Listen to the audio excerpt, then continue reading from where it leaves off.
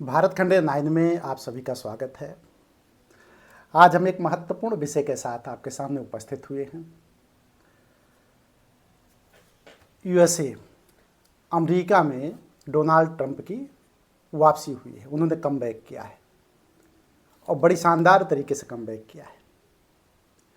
इसको हम Donald Trump की उपलब्धि मानेंगे कि उन्होंने अपने आप को बड़ी ताकत के साथ, जबकि ऐसा लग रहा था कि कमला हैरिस से बराबर का मुकाबला है और कहीं ऐसा ना हो कि डेमोक्रेट जीत जाए और रिपब्लिकन मतलब ट्रंप पराजित हो जाए।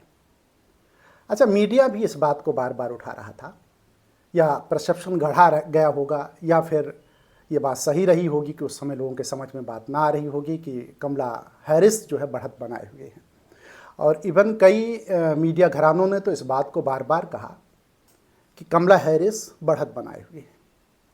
लेकिन यहाँ एक बात मैं अगर कहूँ, अगर ध्यान दिया जाए तो ये महत्वपूर्ण है कि जिस तरीके से ट्रंप को डोमिनेट किया गया, वैश्विक परिप्रेक्ष्य में भी अगर देखा जाए या अमेरिका में ही देखा जाए, तो तमाम वामपंथी विचारधारा के लोगों ने, जब वामपंथी बोलूँ तो उसका अर्थ आप दूसरे अर्थ में लीजिएगा, तो ट्रंप को जिस तरीके से डोमिनेट करने का प्रयास किया गया या अफवाहें जिस तरीके से फैलाई गई, लेकिन ट्रंप हतोत्साहित नहीं हुए। कभी उत्साह उनका बना रहा।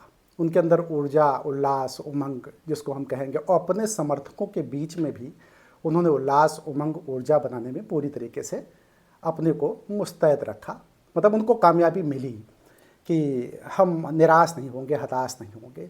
इससे दूसरे लोगों को, जनमानस को एक बात समझ में आनी चाहिए कि कभी भी किसी भी विषम परिस्थिति में निराश होने की ज़रूरत नहीं होती। ट्रंप से हमने सीखा है। धमाकेदार वापसी हुई है और कमबैक होना ये बड़ी उपलब्धि है। और बड़े अंतर से देखिए, सीनेट पे भी जो है उनका कब्जा हो गया, और सीनेट पे ही नहीं, प्रतिनिधि सभा पे भी कब्जा हुआ। तो अब जो भी निर्णय डोनाल्ड ट्रंप लेंगे वो दमदारी के साथ लेंगे, इसलिए कि जैसे भारत में उच्च सदन, निम्न सदन होता है, तो उसी तरीके से वहाँ प्रतिनिधिमंडल और सीनेट दो होते हैं। तो दोनों पर जो है ट्रंप का मतलब ये पूरी तरीके से कब्जा है जो है। अब यहाँ महत्वपूर्ण ये है कि जो जीत इनकी हुई, तो उस जीत में कारक क्या था जो है। देखिए, 78 वर्षीय ट्रंप, और एक चीज़ ये भी मैं बताऊं कि ये सबसे उम्र दराज सबसे ज़्यादा राष्ट्रपति के रूप में स्थापित हुए हैं। मतलब इनकी उम्र 78 ईयर्स है। ये भी जो है इनके लिए महत्वपूर्ण है जो है। 538 इलेक्टोरल वोट वहाँ पे हैं, जिसमें से 277 की संख्या को इन्होंने छुआ है। मतलब वहाँ पे जिसको हमारे यहाँ बोला जाता है कि स्पष्ट बहुमत की सरकार, और सब कहीं जो है इनका दबदबा बना रहेगा। निर्णय बोल्डली से लेंगे, इसमें कोई संशय नहीं है। अच्छा, यहाँ एक चीज़ और देखने वाली बात है, जैसे भारत में अगर वहाँ की तुलना की जाए अमेरिका की, तो दोनों में अंतर देखिए। जैसे यहाँ पर कांग्रेस अथवा फिर विपक्षी दल, विशेष करके कांग्रेस, भारत में आरोप लगाते हैं मोदी के ऊपर कि उनके दो दोस्त हैं और उद्योगपति दोस्त हैं जो है, और उन दोनों दोस्तों के लिए वो काम करते हैं। और अमेरिका में देखिए, अमेरिका में जो एलन मस्क हैं, जिन्होंने खुल के समर्थन किया था जो है ट्रंप का, तो टेस्ला के, तो उनको जो है अपना दोस्त बनाया और उनको काफ़ी सम्मान जो है और बड़े फक्र के साथ उनको जो डोनाल्ड ट्रंप ने उनकी प्रशंसा की। तो देखिए दोनों में कितना अंतर है। यहाँ आरोप लगाए जाते हैं, क्योंकि हम जानते हैं इस बात को कि उद्योगपतियों के सहारे ही देश चलता है। देखिए, विदेश से जो विदेशी करेंसी है वो लाना जो है उद्योगपतियों का काम है। तो उद्योगपतियों के बल पे ही पूरा कोई भी देश अगर तरक्की करता है तो उद्योगपतियों के बल पे ही तरक्की करता है। तो अमेरिका की देखिए खुली व्यवस्था देखिए कि किसी भी तरीके से ट्रंप ने जो है छिपाया नहीं कि उन्होंने छिपाया हो जो है। तो टेस्ला को जो है देखिए उनकी 14% की वृद्धि भी हुई है शेयर मार्केट में जो है, और काफ़ी जंप किया है टेस्ला ने जो है, और जंप करे भी क्यों ना, उन्होंने काफ़ी सपोर्ट किया था। धन भी जो है चंदे के रूप में डोनाल्ड ट्रंप को उन्होंने दिया था। देखिए, एक और ख़ास बात है कि ये जेंडी वेस हैं, ये उपराष्ट्रपति चुनी गई हैं। और इसमें मज़े की बात यह है कि बार बार में अभी कमला हैरिस की बात आती थी तो भारत से प्रवासी के रूप में इनकी मांग गई हुई थी, और ये जेंडी वेस भी उपराष्ट्रपति के तौर पे जो चुने गए हैं। इनकी पत्नी जो है उषा भी जो है ये आंध्र प्रदेश से आती हैं, और ये भी जो है यहाँ से वहाँ गई थी जो है। ये तो हमारी हो गई सामान्य बात, सामान्य सोचना। लेकिन अब आप देखिए कि भारत से जो है अगर देखा जाए तो प्रवासी भारतीय के रूप में वहाँ 6 सांसद चुनाव जीते हैं, और ये 6 सांसद जो चुनाव जीते हैं, कहा जाता है कि पिछली बार ये 5 जीते थे, 1 की संख्या बढ़ गई, मतलब बढ़त हुई। तो ये जो है, इसको जो है समोसा काकस कहा जाता है। कहने का अर्थ हुआ कि जो भारतीय जो है वहाँ जीतते हैं, मतलब वो प्रवासी भारतीय जो है, जो वहाँ पे अस्थायी रूप से अब रह रहे हैं, तो वो जो है उनको समोसा काकस के रूप में जाना जाता है। ये है। अब देखिए, इसमें 20 जनवरी सन 2025 को शपथ लेंगे, चूँकि 2 महीने बाद शपथ वहाँ लिया जाता है। तो 20 जनवरी के बाद वैश्विक परिप्रेक्ष्य क्या होगा, और 127 साल के बाद, चूँकि इसके पहले ग्रोवर क्लीवलैंड जो है ये ऐसे थे, मतलब डेमोक्रेट की बात मैं नहीं कर रहा हूँ, डेमोक्रेट में तो कई लोग जो है दोबारा रिपीट किए हैं, तो ये 127 साल बाद रिपब्लिकन से कोई जो है रिपीट कर रहा है, ये बड़ी उपलब्धि है। अच्छा, अब देखिए थोड़ा सा इस पर मैं डाल दूं जो है कि निगेटिव क्या है, मतलब डोनाल्ड ट्रंप का निगेटिव पक्ष क्या है। पॉजिटिव पक्ष पे तो अभी मैं जाऊंगा, लेकिन निगेटिव पक्ष क्या है। तो निगेटिव पक्ष में जलवायु परिवर्तन के मामले में ट्रंप बहुत ही नेगेटिव हैं। वो जलवायु परिवर्तन को समझना ही नहीं चाहते और उसको समझते भी नहीं। तो जलवायु परिवर्तन के बारे में उनको बताना पड़ेगा। तो सबसे बड़ा संकट अगर किसी चीज़ पे आने वाला है तो जलवायु परिवर्तन पे आने वाला है, क्योंकि उसको सीरियसली नहीं लेंगे, इसलिए पर्यावरण सुरक्षा को खतरा बना रहेगा। ये महत्वपूर्ण है जो है। इस पर हमें लगता है कि अगर ट्रंप को जो है मतलब परिवर्तन आ जाए तो ज़्यादा बेहतर रहेगा। देखिए, और दूसरी जो सबसे बड़ी बात है कि अब जो है ट्रंप का जो ये कार्यकाल है जो है वो 4 साल तक चलेगा। अब पूरे विश्व पे इसका असर क्या पड़ेगा, मतलब वैश्विक परिप्रेक्ष्य में क्या असर पड़ेगा, इस पे मैं आता हूँ जो है। तो देखिए, ये तो हो गया जो है, हम दिखा रहे हैं, बता रहे हैं कि कहाँ क्या असर होने वाला है। अब आ जाइए चीन पे मैं आता हूँ। चीन पे जो है क्या असर होने वाला है ट्रंप के आने के बाद जो है। तो अगर मैं कहूँ कि चीन पे सबसे बड़ा अगर संकट तो नहीं कह सकता, लेकिन इतना कहूँगा कि चीन के ऊपर विपरीत असर पड़ने वाला है, ये मैं कह सकता हूँ। चीन अपने को कैसे संभालेगा, क्योंकि 4 साल के कार्यकाल में हमेशा जो है चीन का विरोध जो है ट्रंप ने किया था।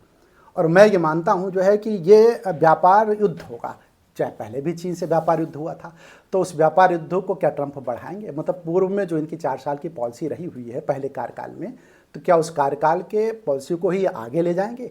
अगर आगे ले जाते हैं तो चीन के लिए दिक्कतें होंगी। या तो हो सकता है चीन अपने को एडजस्ट करे या सामंजस्य बनाए, प्रयास उसका अगर ऐसा होता है तो चीन के लिए ठीक होगा। लेकिन यहाँ एक दिक्कत और है कि चीन के ऊपर जो है जब बात आती है आयात शुल्क की, मतलब ये टैरिफ वृद्धि की बात आती है, तो ट्रंप का ये मानना है कि चीन के ऊपर 60% टैरिफ लगाया जाएगा, मतलब आयात शुल्क 60% तक ले जाया जाएगा। यदि टैरिफ वृद्धि करते हैं ट्रंप जो है अपने शासनकाल में, तो चीन के लिए चीन का माल वहाँ पे बिकने में दिक्कत होगी। तो चीन का माल चूँकि दिक्कत होगी बिकने में, तो वहाँ समस्या खड़ी होगी। और चीन की स्थिति जो है, वैसे भी चीन की स्थिति क्या है, बीजिंग की चिंता सबसे बड़ी ये है कि वहाँ पर जो है मतलब चीन में मंदी का दौर चल रहा है इस समय, भारी मंदी के दौर से चीन गुजर रहा है इस समय। और विकास दर में भी काफ़ी गिरावट आई है वहाँ पे। और विकास दर की गिरावट के साथ साथ वहाँ की लाखों नौकरियाँ जो है जा चुकी हैं, बेरोजगारों की संख्या बढ़ी है चीन में। तो चीन में जो गिरावट है वो इस समय काफ़ी बड़े स्तर पे है जो है। मंदी के दौर से चीन जो है इस समय गुजर रहा है। तो बीजिंग जो है इससे बड़ा चिंतित है। अगर टैरिफ रेट बढ़ गया तो वहाँ चीन के माल जो है वो अमेरिका में जो है बड़े दामों पे जब जाएंगे तो उसका नुकसान जो है मतलब उठाना पड़ जाएगा, मतलब आवागमन जो है ठप होगा। इसी को मैं कह रहा हूँ, चीन के साथ व्यापार युद्ध की बात आएगी जो है। अभी भी जो है जैसे तमाम चीज़ें हैं, जैसे कारों पे 100% टैरिफ वृद्धि की बात जो है पहले भी कही गई थी। हमें लगता है कि 100% टैरिफ वृद्धि जो है ये करेंगे जो है ट्रंप जो है। अगर ऐसी स्थिति आती है तो कार बाजार पे भी बड़ी दिक्कतों का सामना करना पड़ जाएगा। सोलर सेल में भी 100% के टैरिफ वृद्धि की बात की गई है कि 100% टैरिफ वृद्धि की जाएगी। स्टील में अभी भी 50% चल ही रहा है, लेकिन सारी चीज़ों को, जैसे स्टील के अलावा ले लीजिए, एल्युमिनियम ले लीजिए, और एल्युमिनियम के साथ प्रमुख खनिजों पर, जो प्रमुख खनिज हैं उस पर अभी 25% की टैरिफ है। लेकिन इसको सारी चीज़ों को जो 100% है वो 100% है, लेकिन बाकी जो चीज़ें बच रही हैं उस पर ट्रंप चाहेंगे कि इस पर भी 60% टैरिफ वृद्धि कर दी जाए जो है। तो अगर टैरिफ वृद्धि 60% की जाती है तो दिक्कत आएगी जो है। अच्छा, चीन के साथ एक दिक्कत और है, ताइवान के मामले में जो है, क्या ताइवान का सपोर्ट जो है पूरी तरीके से चीन के प्रति जो है, चीन चूँकि अटैक करता रहता है उस पर और वो आक्रामक रुख अपनाता है, तो क्या ताइवान की सुरक्षा की गारंटी ट्रंप देंगे। तो ताइवान के मसले में भी ये प्रश्न सबसे अहम है जो है। अब दूसरा ये है कि दक्षिण चीन सागर की स्थिति में क्या रहेगा।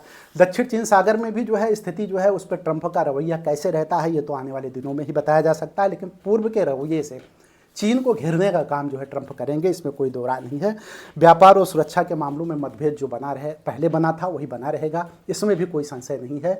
चूँकि ट्रंप जो है अपने किसी कार्य को करने के प्रति हमेशा जो है उत्साहित रहते हैं, उनको पीछे की तरफ ढकेलना बड़ा मुश्किल होता है, निर्णय लेने में वो सख्त हैं, इसको पूरी दुनिया जानती है। लेकिन यहाँ एक बात मैं और बताना चाहूँगा कि जब चीन का मसला आता है कि चीन में जो है टैरिफ रेट बढ़ेगा तो उसका भारत को लाभ होने वाला है, लेकिन नुकसान भी होने वाला है। अब आप आ जाइए भारत पे, मैं भारत पे आता हूँ। तो भारत पे जब आप आएंगे तो देखेंगे कि भारत में चीन में अगर 60% जो है वो टैरिफ रेट बढ़ाते हैं, यद्यप ट्रंप का ये वादा है, मतलब उन्होंने इस बात को चुनाव प्रचार में भी कहा है कि वैश्विक स्तर पे जो भी देश हमारे यहाँ के टैरिफ रेट बढ़ाए हैं, उन्होंने जो आयात शुल्क बढ़ा रखा, उन देशों के साथ हम कड़ाई से पेश आएंगे। और उनका ये मानना है कि जो टैरिफ रेट जिसका जहाँ पे आयात शुल्क जितना होगा उसमें 20% का टैरिफ रेट और बढ़ाया जाएगा। तो 20% की अगर वृद्धि कर दी जाती है तो उससे भारत को भी नुकसान है। लेकिन यहाँ एक फ़ायदा हो रहा है, फ़ायदा ये हो रहा है कि चीन का माल अमेरिकी मंडियों में जो है कम जाएगा जब 60% की वृद्धि होगी, और भारत के लिए 20%। तो ऐसी स्थिति में भारत को जो है चीन के मुकाबले में अपने को स्टैंड करने में आसानी होगी, यह जो है फ़ायदा हो रहा है। लेकिन 20% की वृद्धि जो है वो भारत के लिए भी नुकसानदेह है। तो उस पर भी, इसके पहले भी तमाम मामलों में ट्रंप अपने पीरियड में भारत को मोटरसाइकिल के मामले में भी कह चुके थे कि आयात शुल्क घटाया जाए, अन्य तमाम मामलों में भी उन्होंने कहा था कि आयात शुल्क घटाया जाए। तो आयात शुल्क घटाने की जब बात आती है तो 20% जो है आयात शुल्क जो है अगर भारत के ऊपर जो है वो अमेरिका लगाता है जो है, तो भारत में भी जो है या तो कुछ समझौता करना पड़ेगा व्यापार को बनाए रखने के लिए।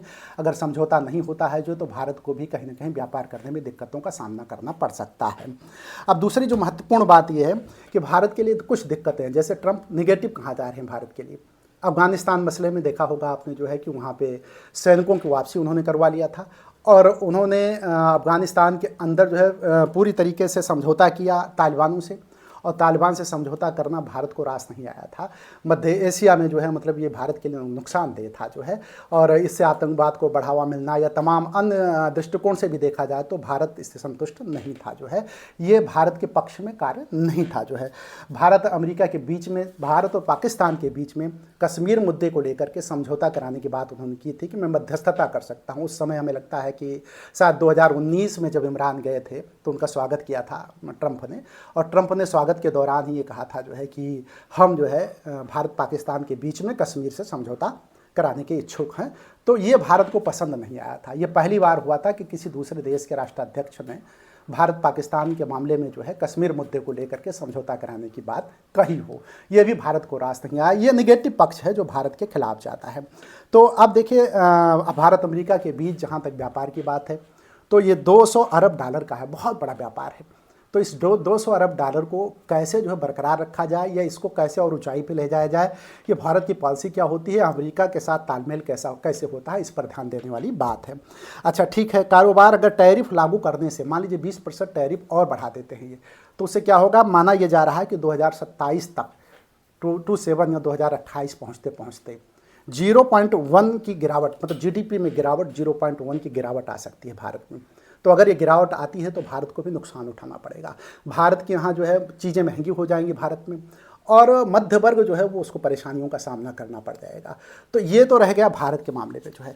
अब देखिए भारत के बाद हम आते हैं जो है, देखिए भारत के कुछ अच्छे मामले भी हैं, ऐसा नहीं कि कुछ अच्छे मामले नहीं हैं जो है, निगेटिव है तो पॉजिटिव भी है जो है। और हमें लगता है कि मोदी के संबंध चूँकि ट्रंप से अच्छे हैं तो उन संबंधों का कहीं ना कहीं मोदी फ़ायदा उठाएंगे जो है। और मोदी वैसे भी, ट्रंप भी इस बात को कह चुके हैं कि मोदी बहुत बड़े व्यापारी हैं और अपने पक्ष में समझौता करने में मोदी माहिर हैं। ये कई बार कई जगहों पे जो है ट्रंप बोल चुके हैं। तो हमें लगता है कि मोदी की जो केमिस्ट्री है वो बनेगी ट्रंप से, और कहीं ना कहीं वैश्विक परिप्रेक्ष्य में भारत को मजबूती मिलेगी। ट्रंप के आने से भारत मजबूत होगा और भारत के साथ व्यापारिक समझौते भी ठीक होने के आसार हैं। लेकिन यहाँ पे थोड़ी सी बात और मैं कहना चाहूँगा, जैसे इमिग्रेशन प्रणाली की, मतलब मैं बात कर दूँ, चूँकि बात ख़त्म हो जाएगी तो इसके बगैर अधूरी रह जाएगी। H1B जो कार्य वीज़ा है उस पर जो है अगर सख्ती करते हैं ट्रंप, यद्यप छूट की बात की थी उन्होंने चुनाव प्रचार के दौरान भी, हो सकता है कि भारत को लुभाने के चक्कर में, वहाँ के जो वोटर हैं उनको लुभाने के चक्कर में जो है, भारतीय वोटरों को लुभाने के चक्कर में जो भी रहा हो, लेकिन अगर उसका कंप्लायंस करते हैं तो मेरा अपना मानना है कि उससे इमिग्रेशन प्रणाली की इन दिक्कतों का सामना भारत को करना पड़ सकता है। अच्छा, ग्रीन कार्ड के मामले में भी लिया जाए तो तमाम भारतीय ऐसे हैं जो ग्रीन कार्ड के इंतज़ार में वो वहाँ पे हैं, वो लाइन लगाए हुए हैं। तो क्या ग्रीन कार्ड में भी जो है दिक्कतों का सामना करना पड़ जाएगा? क्या वहाँ के टेक्नोलॉजी या अन्य क्षेत्रों में जो भारत के कामगार वहाँ गए हुए हैं उनकी नौकरियों को खतरा हो जाएगा? कुछ चीज़ें ऐसे, चूँकि उन्होंने कहा ट्रंप ने कि अमेरिका फर्स्ट का नारा दिया, जैसे हम मोदी इंडिया फर्स्ट का नारा देते हैं, नेशन फर्स्ट का नारा देते हैं, तो उसी तरीके से अमेरिका फर्स्ट का नारा दिया, उन्होंने नेशन फर्स्ट का नारा दिया कि हम अमेरिका के उन्नति के लिए काम करेंगे। और उसके लिए ट्रंप जो है वो, चूँकि उनको माना जाता है कि वो राष्ट्रवादी हैं और राष्ट्रवादी होने के नाते कहीं ना कहीं जो है वो अमेरिका फर्स्ट की नीति को ही अपनाएंगे। तो ये भी प्रतीक्षा की दिक्कत, मतलब ये ग्रीन कार्ड के लिए जो लोग प्रतीक्षा कर रहे हैं उनके लिए भी दिक्कतों का सामना करना पड़ सकता है। अच्छा, इस वजह से मैं कहूँगा कि व्यापार और वीज़ा नीति में दोनों में हमें ऐसा लगता है कि कुछ दिक्कतों का सामना करना पड़ सकता है भारत को, ऐसा मुझे ट्रंप के आने के बाद प्रतीत होता है जो है। तो ऐसी स्थिति में देखा जाए तो भारत के साथ कैसे संबंध रहते हैं और किन स्थितियों से भारत गुजरता है, इस पर भी गौर करने वाली बात है। अब थोड़ा सा मैं अंत में कहना चाहूँगा कि मिडिल ईस्ट पे जो है, मिडिल ईस्ट में क्या स्थिति रहेगी। मिडिल ईस्ट में देखिए, इजराइल को तो फ़ायदा हुआ है, डेमोक्रेट से भी फ़ायदा था, और सबसे ज़्यादा अगर प्रसन्नता हुई होगी किसी को ट्रंप के आने के बाद जो है, तो वो इज़राइल को हुई है जो है। और इज़राइल जो है, चूँकि इस मामले में जो है ट्रंप कहीं ना कहीं इज़राइल का बहुत तेज़ी से साथ देंगे। यद्यप साथ पहले भी जो बाइडेन की सरकार भी दे रही थी, लेकिन उसमें और तेज़ी आएगी। नुकसान किसका होगा? चीन के साथ साथ जो है कहीं ना कहीं ईरान को भी नुकसान उठाना पड़ेगा। उसके जो मिलिशिया ग्रुप हैं, मिलिशिया ग्रुप का अर्थ हुआ कि जैसे लेबनान में जो है मतलब वो हिजबुल्ला है, या हाउती हुआ जो है यमन में जो है, तो इन मिलिशिया ग्रुप को कहीं ना कहीं जो है सपोर्ट, सहयोग कम मिलेगा। क्योंकि रूस जो है वो भी कहीं ना कहीं, चूँकि यूक्रेन के मसले पर भी नहीं जाऊँगा, पहले मैं मिडिल ईस्ट की बात थोड़ी सी कर दूँ। तो मिडिल ईस्ट में अगर देखा जाए तो जॉर्डन, मिस्र, सीरिया, फ़लस्तीन, इजराइल जो उसके पड़ोसी देश हैं, तो उसमें इजराइल सशक्त बन करके उभरेगा जो है। वैसे भी वो पीट रहा है सबको, तो लेकिन आज की तारीख में ट्रंप के आने के बाद इजराइल को और मजबूती मिलेगी। अब नुकसान किसका हुआ? ईरान का हुआ। ईरान को अपने निर्णयों पर पुनर्विचार करना होगा, क्योंकि ट्रंप पहले भी ईरान से चिढ़े बैठे हैं। जिस तरीके से चीन से जो है वो व्यापार युद्ध करने के मूड में रहते थे पहले, और इस बार भी हमें लगता है कि उसी की पुनरावृत्ति करेंगे। उसी तरीके से अब सावधान रहने की ज़रूरत है ईरान को। तो देखिए, ईरान उतना शक्तिशाली देश नहीं है कि वो अमेरिका जैसे देशों से टकरा सके और यूरोप जैसे देशों से टकरा सके, या फिर नाटो ग्रुप से टकरा सके जो है। इजराइल चूँकि पूरी तरीके से नाटो ग्रुप का साथ है जो है, और अमेरिका पूरी तरीके से ट्रंप जो है उसके पक्ष में खड़े रहेंगे। तो अब जो है ईरान को सोचने की आवश्यकता है और अपने तमाम नीतियों पर, विचारों पर उनको पुनर्विचार करने की ज़रूरत है, ऐसा मुझे लगता है जो है। अब देखिए, जो सबसे महत्वपूर्ण है यूक्रेन युद्ध, रूस का फ़ायदा होने वाला है। देखिए, 2014 में जो है क्रीमिया पे अटैक करके क्रीमिया को अपने में शामिल किया था। ये जड़ वहीं से शुरू हुई थी यूक्रेन की। 1991 में जब बोरिस येल्त्सिन और मिखाइल गोर्बाचोव थे, तो उस समय 15 टुकड़ों में रूस जब बटा, तो रूस को बटने के बाद जो है उसी समय से विवाद, क्रीमिया का विवाद शुरू हो गया था। चूँकि वो स्वायत्तशासी क्षेत्र था जो है, यद्यप वो अधीन था जो है यूक्रेन के जो है, लेकिन अपना शासन स्वयं वो चला रहा था। लेकिन 2014 में अटैक करके जो है, रूस ने अटैक करके उसको अपने में शामिल कर लिया। और सामरिक रूप से भी मतलब वो चाहता था कि अपनी मजबूती, उस बॉर्डर को सुरक्षित रखने के लिए उन्होंने क्रीमिया को अपने में शामिल किया था। लेकिन वहाँ कहते हैं कि 86% रूसी थे जो चाहते भी थे कि हम रूस में शामिल हो जाएं। खैर, एक बहाना था रूस के पास ये भी कि रूस के लोग चाहते, वो रूसी हैं, रूस के लोग, वो रूसी लोग चाहते हैं कि हम रूस में शामिल हो जाएं। लेकिन वो जड़ बनी रही, और मैदान क्रांति के बाद जो है इनको लाया गया जब। अच्छा, फिर ठीक है, जेलेंस्की के आने के बाद जो है देश तो बर्बाद हुआ, तबाह हुआ। जो बाइडेन की नीति जो है यहाँ उलट, मतलब देखिए, चुनाव हारने में यूक्रेन का मसला और इजराइल का मसला भी था। यूक्रेन में गलत नीति जो है वो जो बाइडेन सरकार ने अपनाई। यूक्रेन को मतलब जेलेंस्की को उठाया गया, हथियारों की सप्लाई की गई, और ये इसका भी असर पड़ेगा। देखिए, युद्ध को हमें लगता है कि ट्रंप रुकवा देंगे। रुकवा इसलिए देंगे कि वो अब रूस को भी थोड़ा शांति मिलेगी। रूस जो है, जितना जो बाइडेन के समय में जो है बाइडेन जिस तरीके से रूस पे हमलावर थे, वो अब नॉर्मल होगा। चूँकि कहीं ना कहीं ये केमिस्ट्री जो है रूस की और अमेरिका की भी बनने वाली है। और ठीक है, नेशन फर्स्ट के नाम पर जो है ट्रंप अपना काम करेंगे, लेकिन रूस के पीछे पड़ने का काम वो नहीं करेंगे। और उन्होंने साफ कहा है कि हथियारों की सप्लाई भी पूरी तरीके से अब बंद कर दी जाएगी। चुनाव प्रचार के दौरान भी उन्होंने इस बात को उठाया था। तो अब मुझे ऐसा लगता है कि यूक्रेन को अमेरिका से हथियारों की सप्लाई फ्री में मिलने वाली नहीं है। तो बहुत दिनों तक यूक्रेन जो है वो रूस के सामने टिक पाने वाला नहीं है। तो कहीं ना कहीं ये समझौता होगा, समझौते के साथ जो है यूक्रेन युद्ध भी समाप्ति की तरफ जाएगा। तो हमारा अपना ये मानना है जो है कि अगर मिडिल ईस्ट को देखें तो मिडिल ईस्ट में वैसे भी ट्रंप ने कहा है कि शांति लाना ही हमारा पहला धर्म होगा। मतलब वो शांति की बात कर रहे हैं और शांति के साथ साथ अपने देश को आगे ले जाने की बात कर रहे हैं। तो कहीं ना कहीं अगर देखा जाए तो हम ये मान के चलेंगे कि ट्रंप के आने से वैश्विक स्तर पर युद्ध में कुछ गिरावट आएगी। और 4 साल के दौरान भी अगर देखा जाए तो उन्होंने युद्ध से किनारे करने की बात अपने रणनीति में अपनाई है जो है। तो हमें ऐसा लगता है कि युद्ध से लोगों को कहीं ना कहीं राहत मिलने का प्रयास होगा। हमें लगता है कि अब विषय करीब करीब, चूँकि वीडियो लंबी हो रही है और वीडियो लंबी होने के साथ साथ विषय भी जो है अभी बहुत है, बात किया जाए तो कई घंटों तक इस पर बात किया जा सकता है। लेकिन दूसरे एपिसोड में पुनः मैं आऊँगा तो वैश्विक परिप्रेक्ष्य में क्या स्थितियाँ अब बन रही हैं ट्रंप के आने के बाद। यद्यप वो जब शपथ लेंगे, शपथ जो है 20 जनवरी 2025 को लेंगे, तो 2025 को कमला हैरिस ही जो है उनको डिटो करेंगी, क्योंकि वहाँ का नियम है कि उपराष्ट्रपति ही जो है ये सब करता है जो है। तो ऐसी स्थिति में 20 जनवरी के बाद क्या स्थितियाँ बनती हैं, कौन सी केमिस्ट्री बनती है, वैश्विक स्तर पे क्या परिवर्तन आता है, इन सब चीज़ों पे पुनः मैं आपसे चर्चा करूँगा। उसके पहले भी हम कई वीडियो में आपके साथ आएंगे, तो हमें आप इजाज़त दें। यदि कोई विषय छूटा है तो उसको अगले विषय में मैं शामिल करूँगा, चूँकि ये वैश्विक स्तर पर अगर चर्चा की जाए तो बड़ा लंबा विषय है। इन्हीं बातों के साथ मैं चाहूँगा कि आप हमारे इस YouTube चैनल को, अगर इस समीक्षा से आप थोड़ा भी सहमत हैं तो इस YouTube चैनल को आप सब्सक्राइब कर दें। कृपया, शब्द जोड़ रहा हूँ, कृपया सब्सक्राइब कर दें और लाइक भी कर दें, कमेंट कर दें और शेयर भी कर दें। इन्हीं बातों के साथ मैं अपनी बात को समाप्त करूँगा। बहुत बहुत धन्यवाद।